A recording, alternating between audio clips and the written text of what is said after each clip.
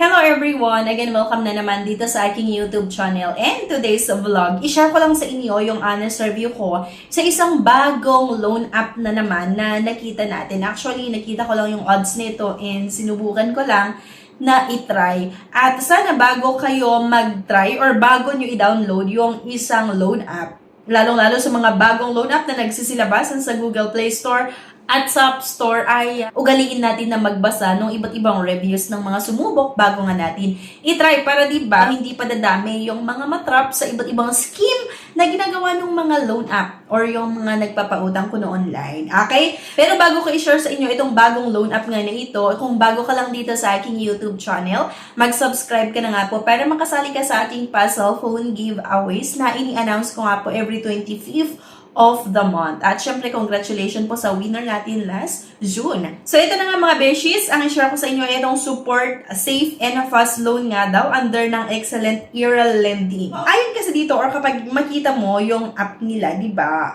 Loan limits daw up to 25,000 pesos. Okay, so parang tayo ay makautang na naman dito. Same lang naman to mga beshies sa ibang mga loan app na kailangan nating i-download syempre. At kapag i-open mo yung app ay maglagay ng ating mobile number at may mga privacy policy na kailangan nyo daw basahin.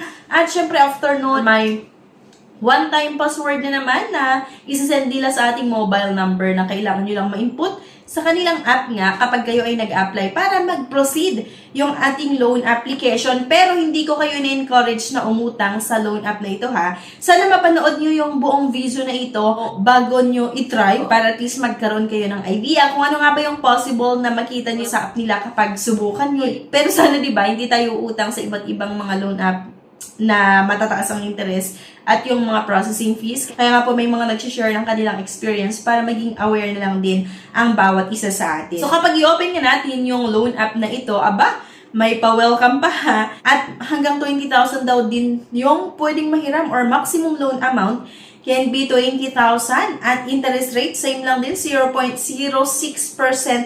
per day. So, di ba? Parang mababa yung interest kasi 0.06. Kaso lang, per day kasi yung nakalagay, kapag i-multiply mo naman talaga yung 0.06% times 7 days, kung 7 days na lang yung loan terms na ibinigay sa inyo or 14 days, malaki talaga yon. So, okay sana kung per month, di ba, yung 0.06% na interest, kaso lang per day. So, dito pa lang mga beshes, makikita natin na medyo mataas din talaga yung interest. Pero subukan ko pa rin para makita nga kung paano nga ba yung pag-offer nila ng loan amount at yung loan terms. Kasi ang nakalagay nga dito na terms ay 120 days daw or halos nasa 4 months, di ba? So, totoo kaya ito in obtaining my limit, get an instant loan in just 3 steps. Flexible borrowing and repayment option. Submit nga lang daw yung infos, get limit, and apply loans. At sabi dito, Fintech Philippine Association. At registered nga daw po ito sa Securities and Exchange Commission. Kaya lang kasi mga beshies, minsan, kahit naman registered sa Securities and Exchange Commission, may mga loan app pa rin talaga or maraming loan app na hindi sumusunod pagdating sa interest rate and the processing fees na pinapataw ng SEC or Securities and Exchange Commission. Kaya, huwag po tayong basta-basta utang lang ng utang. At kung kayo ay employed naman or self-employed at may mga requirements naman, bakit hindi nyo na lang itry kaya na umutang sa bangko? Okay? So, may mga videos ako sa mga bank loan, ano yung mga requirements, yung mga kailangan nyo i-consider kapag nagbabala kayo na umutang sa bangko. Kaya sa mga employed and self-employed, kung gusto nyo i-try, panoorin nyo yung previous na videos natin pagdating sa bank loan. Or kung hindi, pwede naman kayong mag-research sa Google mismo kung anong bangko or kung saang bangko nyo gustong umutang. Ito na nga mga beshies, para nga tayo ay makautang. Siyempre, kailangan na naman nating sagutan yung basic information. The following information will only be used for verification. Support safe and fast loan will protect your privacy at all times. Kaya lang kasi I doubt. I mean, minsan hindi talaga kapanipaniwala itong mga loan app na nagsasabing nagpo-protect daw ng privacy ng isang client. Kasi maraming client, diba, yung kapag hindi nakapayad or late yung pagbabayad nila, kung ano-ano yung mga natatanggap nila na message na keso ipopost yung yung ID or yung mukha sa social media or pahihiyain ka, diba? So, hindi maganda yung practices talaga na ginagawa ng iba't ibang loan app. Though hindi ko naman sinasabi na yung loan app na ito, pero karamihan din kasi talaga sa iba't ibang mga pautangan online ay ganun yung ginagawa nila, diba? So, eto, kailangan daw nating masagutan yung educational background, yung email, marital status, yung number of children, okay? At yung income information, syempre, yung company phone number, yung salary type, at yung payday 1 at payday 2, at yung monthly income, kailangan nyo daw mailagay dyan. So, para nga makautang tayo dito, same lang din naman talaga sa ibang mga loan app din na kailangan nating makapag-submit ng isang valid government ID. At ito nga daw po yung ID na tinatanggap. Pwede yung PRC, Postal, SSS, UMID, Passport, yung driver's license, yung voter's ID, TIN card, Pag-ibig ID, PhilHealth, at yung national ID. Mamimili lang naman po tayo dito ng isa, okay? Isang ID na meron kayo. Pero yun nga, hindi ko kayo ni-encourage na umutang dito. Yumi ang ginamit ko dito mga beses ko ha. So yan, please photograph the front of your ID. At meron pa itong tinatawag na facial verification. Okay, so itapat lang natin yung cellphone nga sa ating mukha at i-follow yung instruction. Next nga, receipt information.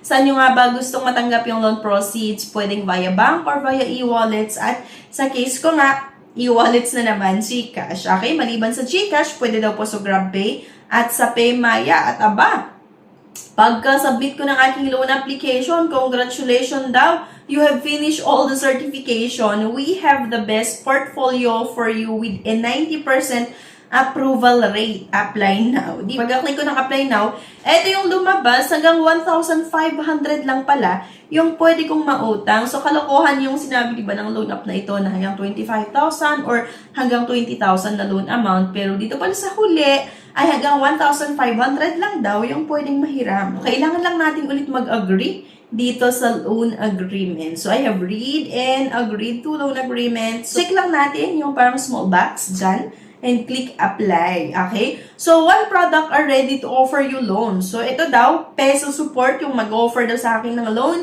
na hanggang 1,500. So, kung makikita nyo dyan, application submitted. Result of audit will be updated within 24 hours. Please log in to the app to view them. If you have approved the audit, the loan will be delivered to your account. Description, limit available, ganyan, blah, blah, blah. Currently, no credit limit, but good borrowing and repayment behavior will keep increasing the credit limit. Diba, nakakaloka? Bakit ganun? Wala daw akong credit limit. Ibig sabihin kaya decline. Pero kasi, under review pa rin naman yung nakalagay dyan sa taas. So, sige, balikan na lang natin ito mamaya. And, syempre, eto. Sinek ko na naman itong app nila sa App Store nga. At puro negative, diba? Yung mga comment or yung mga reviews dito. Ayan, napakarami talaga yung mga negative ang kanilang experience or hindi maganda yung experience nila sa app na ito. Kagaya nito ha, my due date is June 10. Morning pa lang ng June 10, sobrang dami ko nang nare-receive na text messages, na harassment. I'm not even past due on my loan, but a lot of different number sending already random messages on my phone number. I tried to make my payment on their mobile app just to settle loan or just to settle my loan. But the app is not even working when I keep making my payment through GCash. Bank or even other the counter is not working. It's crashing. I tried to reach out their customer service number and email but I did not even got any response from them. I just want to settle my loan balance on time. That's it. How can you pay this loan if your service is negative but you're good on harassing people? I just need the information on how can I able to pay yung utang nga daw niya. And next, sabi nung isa, warning, don't even bother downloading this app. It's a total scam. These scammers will collect all personal information and then decline your loan application.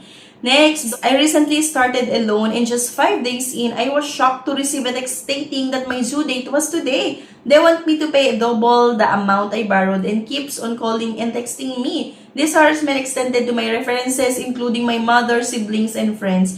They even sent messages to my friends accusing me of being a thief with the message wanted magnanakaw your name and other hurtful and embarrassing words that they can call you. Please, if you don't want this to happen to you, avoid downloading this app. So, diba, nakakapanlumo na ganito yung way nila para maningil ng borrower or sa client nila. Hindi naman natin kailangan na siraan si borrower. Minsan kasi, kagaya nga nung experience nung ibang umutang dito na gusto namang magbayad pero nagka-crash, hindi sila nakakabayad kasi laging may error. Pero kung makapaningil ito, may mga kasamang pananakot at akalain mo pati kaibigan, siblings, ayan sa magulang, talagang tinext ng loan app na ito, di ba? Ayon nga sa isang review ng isang umutang dito, kaya talaga hindi siya maganda utangan. Kaya kung ayaw nyo na magaya kayo dito sa isang nag-try or sumubok na umutang dito, please lang, huwag nyo nang subukan. So, ito, napakarami pa yung mga